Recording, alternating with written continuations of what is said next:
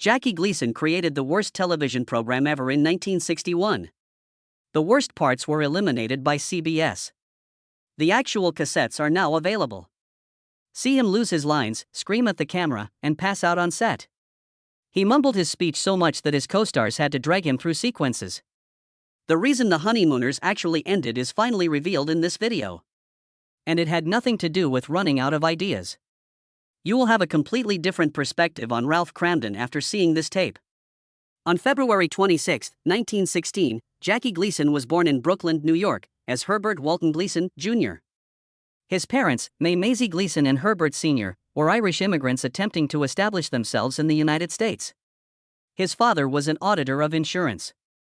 His mom worked at a subway change booth.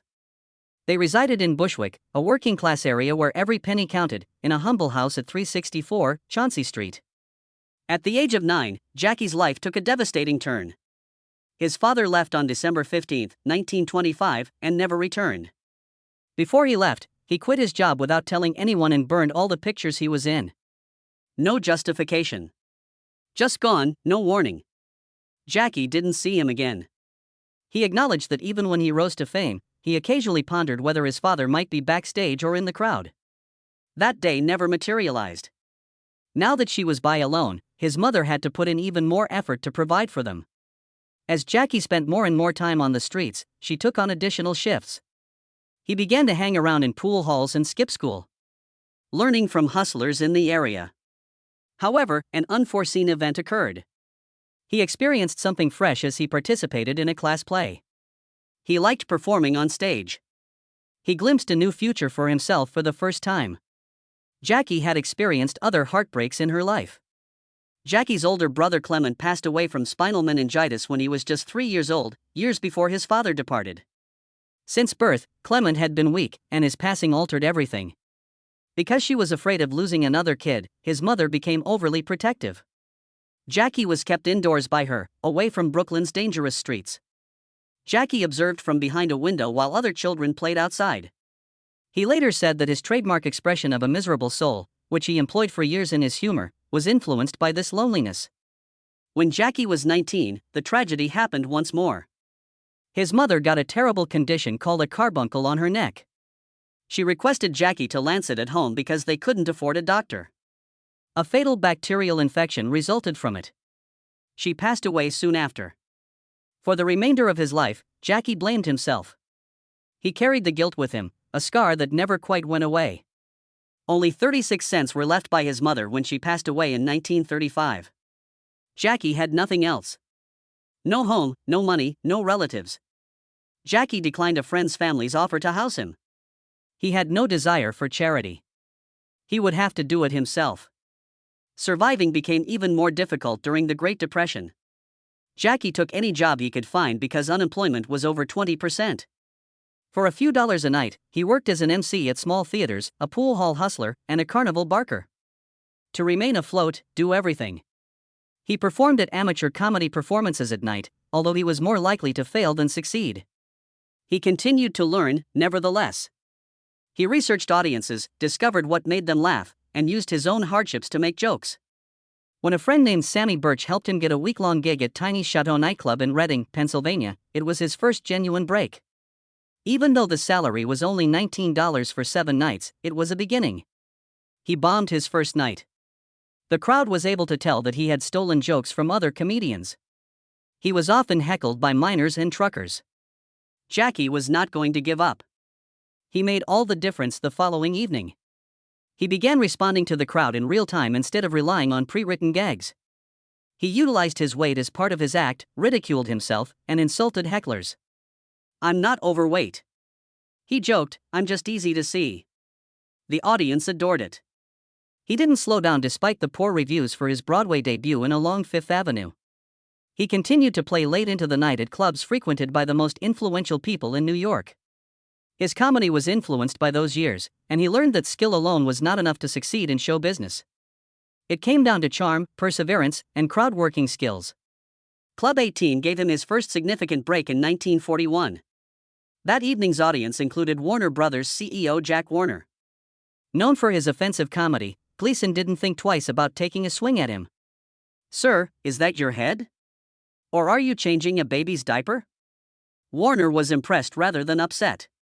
A one-year contract at $250 per week, a substantial sum at the time, was what he offered Gleason. He landed parts in 6 Hollywood productions, including All Through the Night and Navy Blues, thanks to that deal. He gained experience from the films, even though they weren't huge hits. He gained insight into the workings of Hollywood by working with celebrities like Betty Grable and Humphrey Bogart. He found it difficult to stand apart, though. The industry wasn't sure how to handle him because he didn't match the stereotype of a conventional leading guy. Television altered everything, but Hollywood wasn't working out the way he had imagined. He was a regular on cavalcade of stars during the early 1950s. He was a favorite among fans because of his enthusiasm, sharp humor, and exuberant demeanor. After noticing, CBS signed him to the Jackie Gleason Show in 1951. On September 20, 1952, the show made its live debut and quickly became popular. With an incredible 42% rating, Gleason became one of the most well-known figures on television. His ability to connect with people was what set him apart. He wasn't merely acting. He was displaying a self-portrait to them. That was the key to his role as Ralph Kramden, a struggling bus driver with lofty goals, in The Honeymooners. The Honeymooners was already a hit when it debuted on CBS as a standalone sitcom in October 1955. In 1951, the characters made their debut in brief sketches on Cavalcade of Stars and The Jackie Gleason Show thereafter. However, viewers identified with it in a manner that few shows had previously when it became a full-fledged series. Ralph Kramden wasn't a flawless spouse. He was irritable. He lacked patience. He was passionately loyal to his best friend Ed Norton, but he was also madly in love with Alice. The Kramdens never had children because Gleason wanted the marriage to remain the main focus. The show stood out because it focused on their friendship throughout the narrative. The Honeymooners was the second most popular show in America at its height, right behind I Love Lucy. However, success was short-lived. Its ratings began to decline as a result of fierce competition from NBC's Perry Como show. It dropped to number 19 by September 1956. Gleason abruptly decided to cancel the series after just 39 episodes. He didn't want to take the chance of producing mediocre episodes because he thought they had run out of new ideas. The cost of maintaining the show was enormous, and producing so many episodes in a single season had been taxing. Instead of dragging it out, Gleason turned to Go. The Honeymooners' legacy endured despite its one-season finale. One of the most rerun television shows ever was the original 39 episodes. It still has a flawless score on Rotten Tomatoes and an 8.6 rating on IMDb after decades. Its impact cannot be disregarded. Fred Flintstone was inspired by Ralph Kramden. Its realistic depiction of working-class life was expanded upon by shows like Roseanne and All in the Family. To further commemorate the figure and the man who developed him, an 8-foot bronze statue of Kramden was erected outside Manhattan's Port Authority bus terminal in 1999. Although the show appeared flawless on screen, there were occasionally hiccups behind the scenes. Gleason's style of acting was distinct. He wouldn't practice. Although spontaneity, in his opinion, gave performances a more authentic feel, it also created issues. Occasionally, he would forget lines, requiring Alice Audrey Meadows and Ed Art Carney to assist him in his recuperation. Meadows mastered the art of guiding him back on course with nuanced looks and gestures. In spite of their on-screen chemistry, Gleason avoided his co-stars. At one point, Art Carney acknowledged that their connection was solely for work. Audrey Meadows had a difficult beginning as well. She was first turned down for the Alice role by Gleason, believing she was too young. She put in pictures of herself looking more worn out and exhausted since she was determined to disprove him. It was successful. She was cast and went on to become one of the most adored TV wives. It wasn't only Gleason who was the star. He was in charge of almost every element of the presentation. He had influence over the production, staging, and scripts, which caused conflicts with the writers and staff. Additionally, he put additional strain on an already demanding filming schedule by demanding perfection. There were no retakes when the performance was recorded live at the Adelphi Theater in New York. In the event of an error, they had to overcome it. Ralph's actions, such as patting his stomach, were simply Gleason's way of buying time when he couldn't remember his lines. Despite the Honeymooners' one-season finale, Gleason continued to work with the character. From 1966 to 1970, Ralph Kramden and his universe made a reappearance in sketches on The Jackie Gleason Show. They subsequently made appearances in musical specials called The Color Honeymooners. These revivals preserved the characters for a new generation, but they were never able to fully capture the charm of the original. Jackie Gleason was an actor and comedian who did something unexpected in 1952. His record, Music for Lovers Only, revolutionized the music business. The record wasn't ostentatious or noisy. It was romantic, delicate, and meant to evoke a feeling. It combined jazz influences with a sumptuous orchestration, creating an intimate rather than attention-grabbing effect. People adored it. The album currently holds the record of spending 153 weeks in the Billboard Top 10. The conventional definition of a musician did not apply to Gleason. Despite his inability to read or write music, he had a sense of what sounded good. He found it fascinating how romantic scenes in films were enhanced by background music. He intended to make something like it. Music that could be played subtly in the background as folks savored a quiet evening, dinner, or beverages. He referred to it as musical wallpaper. He assembled leading musicians and arrangers to realize his vision. He provided precise instructions even if he did not write the music himself. His team created refined arrangements based on his descriptions of the sounds he desired, occasionally humming songs. I'm in the Mood for Love and My Funny Valentine, two timeless melodies that became strongly associated with romantic jazz, were featured on the album. Music for Lovers Only's popularity was only the start. Gleason's subsequent albums included Lonesome Echo, Martinis and Memories, and Music. Few records could match his first 10 albums, each of which sold over 1 million copies. Remarkably, none of the singles from these albums made it to the charts by themselves.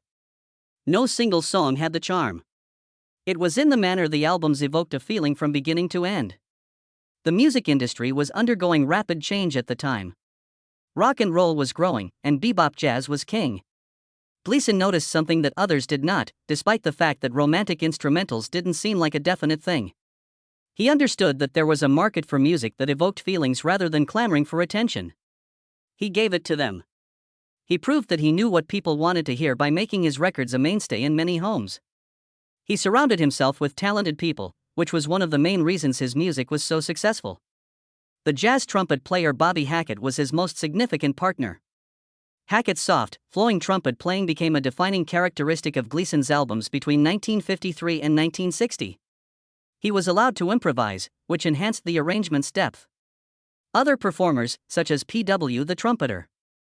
Gleason's works also featured contributions from Irwin and saxophonist Charlie Ventura. Gleason has a reputation for being kind to his musicians. Big band jazz was in decline in the 1950s, and many session musicians were having difficulty finding employment. Gleason provided them with chances. To provide the opulent sound he had in mind, he engaged big orchestras, sometimes with as many as 27 violinists. His method was not conventional jazz. He created something unique by fusing easy listening with classical components. The arranger Pete King also played a significant role in Gleason's success. Gleason's ideas were transformed into completely realized compositions thanks in large part to King. Their partnership made sure that each record had a seamless, unified vibe. It was hard to overlook Jackie Gleason's presence. In addition to drawing people into a scenario with calm intensity, he had the ability to make them laugh with just a glance. Minnesota Fats, a pool hall icon who hardly needed words to demonstrate his skill, was first introduced to audiences by The Hustler in 1961. Paul Newman played the role of Fast Eddie Felson, a young hustler attempting to establish himself in the film. However, Eddie soon realized he was in over his head as he stepped up to play against Fats. Gleason performed with ease and fluidity. Every action he made conveyed a tale, even though he hardly talked. He appeared to have been playing for years based on the way he lined up his shots and chalked his cue. He wasn't pretending. To ensure that everything appeared authentic, Gleason devoted hours to honing his pool abilities. He went around the table with accuracy despite his bulk. He gave such a convincing impersonation that others thought he had played pool all his life. He didn't have much time on screen, but he made the most of it. Critics took note. In addition to winning Best Supporting Actor of the Year from the National Board of Review, he was nominated for an Academy Award for Best Supporting Actor. The part became so iconic that Rudolph Wanderone, a real-life pool hustler, adopted the moniker Minnesota Fats and claimed to be the inspiration. Even though Walter Tevis, the film's creator, disputed it, the name had already gained notoriety. Gleason played a very different part in Smokey and the Bandit, 1977, more than 15 years later. He portrayed Sheriff Buford T. Justice this time, a boisterous, overconfident police officer who was determined to apprehend the robber, Burt Reynolds. Reynolds' father knew a real Florida Highway Patrol officer who served as the model for the character, which provided Gleason with a starting point. However, his ability to improvise was what really made the character memorable. He was allowed to create his own dialogue, and he took full use of the opportunity. His lines instantly became well known. "A total disregard for the law is what we are dealing with here. Your ass will be barbecued in molasses by me." Buford came up with the idea for one of the funniest scenes in the film, where he sits down at a diner and unintentionally mentions Bandit while Bandit is seated just next to him. Buford was the ideal comedic antagonist because of his combination of conceit and ineptitude. The film was an enormous hit. Despite only having a $4.3 million budget, it made $127 million at the box office, making it the second highest-grossing movie of the year, after Star Wars. The success was largely due to Gleason's performance. Due to the film's success, 2 sequels were made, and Buford was always a favorite among viewers. The humor was further enhanced by his frequent taunts directed at his dim-witted son, Junior. Buford's annoyance added to the humor each time Junior made a mistake. Gleason's status as one of the greatest comedians in movie history was solidified by the Smokey and the Bandit trilogy. He wanted to do more than make people laugh, though. He embarked on Geigo, one of his most intimate endeavors, in 1962. He had been dreaming about this movie for years. He wrote the screenplay, penned the tale, and even wrote the music for the movie. He played a silent janitor in 1920s Paris, which was a change from his typical loud and noisy portrayals. Gleason had to communicate with gestures and facial expressions as he could not speak. Charlie Chaplin's The Kid served as his inspiration, and he aimed to make a film that would emotionally impact viewers. Geigo accompanied his character as he became friends with Nicole, a young girl who was a prostitute's daughter. He was ridiculed by the villagers, yet he was always compassionate. He attempted to use only gestures to communicate Christianity to Nicole in one of the most impactful scenes in the movie. It was a moment that demonstrated his profound empathy for other people as well as his frustration at being mute. At the box office, the film did not do well. It was deemed overly sentimental by some commentators. Some referred to it as a vanity endeavor. Despite its lack of success, it revealed a new side of Gleason. He wasn't merely a comic. As an artist, he was not afraid to take chances. Even television legends make mistakes, and Jackie Gleason was one of the most well-known. He started a game show called You're in the Picture in 1961. On January 20th, the same evening as John F. Kennedy's inauguration, it was broadcast. The idea was straightforward but odd. 4 well-known panelists poked their heads through large image cutouts. These pictures featured well-known scenarios or song lyrics. Jackie Gleason asked the panelists yes or no questions, forcing them to estimate where they were. 100 care packages were provided in their name if they were successful. The contribution was made in Gleason's name if they made a mistake. It could have seemed like fun on paper. It turned out to be a catastrophe. There were no actual stakes in the game. The inquiries were uninteresting. There was no incentive for the audience to care. The panelists appeared perplexed. The entire situation felt awkward and useless. The critics were cruel. It was named the worst television program in the 13-year history of American network television by Time magazine. Gleason was aware that it was horrible. He asked a stagehand what he thought after the performance. "The commercials were great," the man added after he paused. Gleason knew everything from that. Scenes like Pocahontas saving John Smith and males gawking at a bikini-clad woman were featured in the first episode. However, these instances lacked humor and instead went flat. It was evident by the end of the episode that You're in the Picture would not last because the game soon grew monotonous. On January 27, a week later, Gleason took an unexpected action. He canceled the show entirely and used the following episode as a live apology rather than attempting to make it better. He entered a stage that was empty save for a chair, a little table, a coffee cup, and an ashtray. Gleason spoke to the crowd without any games, panelists, or gimmicks. He was absolutely honest from the beginning. "We performed a show last week that unquestionably dropped the biggest bomb in history." He then quipped that more than 300 years of entertainment experience had gone into creating what he called a catastrophe, likening it to an H-bomb. He gave his typical charming explanation of the show's failure. He attributed it to show business's unpredictable nature. He then jokingly placed the blame on everyone else, including the stagehands who had assured him that everything was okay with the show. This time, the response was very different. The audience adored it. Gleason was suddenly commended for his honesty by critics who had previously disparaged You're in the Picture. The show itself wasn't as entertaining as the apology. The fact that he made no excuses was well received. He took responsibility for his failure and made it humorous.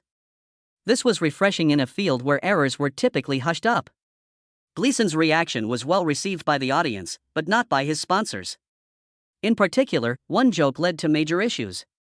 He remarked that his coffee cup was full of chock-full of booze at one point in his monologue. Kellogg's did not laugh, but the audience did. The show was co-sponsored by Kellogg's, Liggett, and Myers, the business that makes L&M cigarettes. However, Kellogg's had a family-friendly image, in contrast to the cigarette brand. Even in jest, they didn't want their name linked to anything involving booze. According to Kellogg's official statement, they canceled their sponsorship because You're in the Picture had changed substantially from what they had originally agreed to. Behind the scenes, however, it was evident that Gleason's casual comment was the true cause. Myers and Liggett were less agitated. They admired Gleason's on-air cigarette smoking, which provided free publicity for their brand. However, without Kellogg's backing, CBS was forced to reconsider the entire program. They attempted to transform You're in the Picture into the Jackie Gleason Show, a talk show format. It had comic pieces and celebrity interviews, but it was short-lived. On March 24, 1961, the show was canceled after just 7 more weeks. Although Jackie Gleason was incredibly talented, his personal life was a chaotic mess. His drinking was a persistent part of his life, not merely a terrible habit. He was a heavy drinker on set and occasionally showed up drunk. He continued drinking coffee with whiskey when he wasn't filming. Because of his erratic nature, the cast had to improvise when he missed lines or made last-minute changes. His drinking during the Honeymooners sent entire productions into disarray. Nobody was able to stop him. The star was him. And the performance had to continue. Outside of work, things were equally crazy. He frequently frequented Manhattan's Toots Shor's bar, where drinking was not only permitted but also promoted. He passed out at the pub one evening after losing a wager on a bottle of scotch. The personnel left him on the floor rather than waking him up. Like it was any other night, other patrons walked right over him. Gleason lived like that. Doctors advised him to quit, particularly after learning that he had diabetes. He didn't listen, though. He didn't usually eat lunch. There were 6 waterless double scotches. Despite his declining health, he resisted making a change. His expenditures were equally extravagant. He never held back and lived in luxury. Hotels had to soundproof his desserts because his parties were so noisy. He purchased a $30,000 Rolls-Royce that was painted burgundy and opal. Round Rock, his $650,000 circular residence, featured circulating pianos and Italian marble fireplaces. His possessions were all designed to make an impression. Another indulgence was food. He occasionally ordered stacks of pizzas and ate enormous servings. He ordered so many tailored clothes that his tailor dubbed him the best-clothed stout man. Some are hundreds of dollars. Even his pastimes are very expensive. He wagered $100 on each hole as he played golf. When he wagered that Grace Kelly wouldn't wed Prince Rainier III of Monaco, he once lost $3,000. At its height, his net worth was $85 million. Additionally, he never discussed his charitable contributions. His romantic life was equally disorganized. Despite his 3 marriages, none of them ended well. In 1936, Genevieve Halford became his first wife, although she battled his adultery and frequent parties. They split up several times. When she went to see him in the hospital in 1954 after he fractured his leg while filming, she saw Marilyn Taylor, another woman, already there. Despite filing for legal separati, Anne declined to grant him a divorce due to her Catholic faith. Her agreement didn't come until 1970. He married Beverly McKittrick 10 days following his divorce. However, that union was short-lived, just 5 years. He then got back in touch with Marilyn Taylor, the lady Halford had captured years before. In 1975, they got married. And she remained with him until 1987, when he passed away.